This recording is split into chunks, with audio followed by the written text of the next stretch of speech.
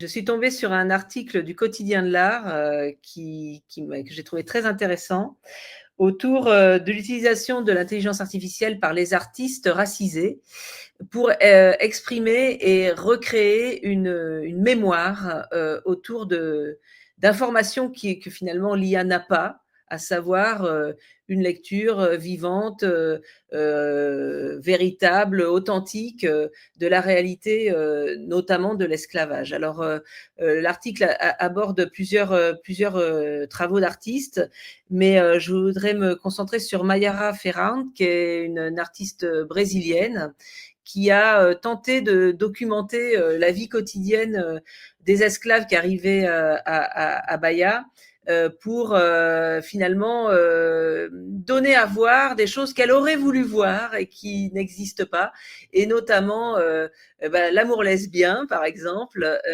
Mais Donc est-ce que c'est prouvé? Est-ce qu'elle a des témoignages ou elle a des éléments? ça ne peut pas ne pas exister. D'accord. En tout cas, c'est vrai qu'aujourd'hui, ce qui est documenté sur l'esclavage, ça va être soit des choses extrêmement colonialistes, soit des choses extrêmement tragiques ou misérabilistes, etc. Et elle Ouais. voulait montrer une image sensible de ça. Alors, ce qui est intéressant, c'est qu'elle a utilisé l'intelligence artificielle, mais pas l'image, puisqu'elle ne les avait pas. Et donc, elle a nourri son modèle avec des D'accord. textes qu'elle a créés ou des textes de témoignages Et ensuite, pour elle a recréé finalement, avec Runway ou je sais pas quel système, elle a recréé des images quand même. voilà, elle a créé des images, mais pas à partir d'autres images. Alors, ça m'a fait D'accord. penser à une exposition qui m'avait beaucoup impressionnée il y a une grosse dizaine d'années au Jeu de Paume, d'un photographe sud-africain qui s'appelait, parce qu'il a disparu depuis, Santu Mofokeng, et qui a mis en place en Afrique du Sud une collecte de toutes les archives des photos de populations noires, sachant que dans la photographie sud-africaine, les Noirs étaient dans le paysage, en fait, étaient des éléments Exactement. de paysage.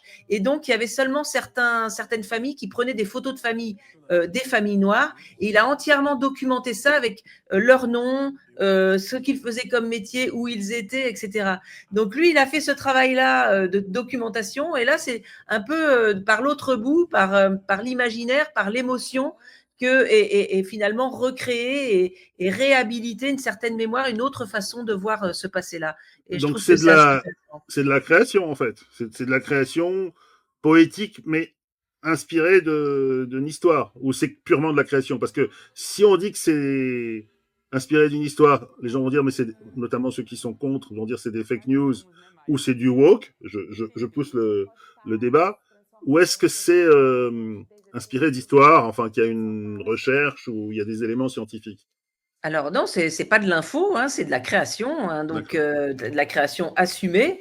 Et oui, ces photos n'existent pas. Ces photos ont été créées. Je pense que c'est très important de faire la différence parce que ça permet justement de dire bah ça c'est de la création. Quelque part Mmh. il y a un auteur, elle Ça assume répond son à la même travail. problématique: comment représenter ce pourquoi on n'a pas d'image? Exactement. Écoute, merci. Ça fait c'est surprenant parce que c'est pas des images qu'on voit, je dirais régulièrement.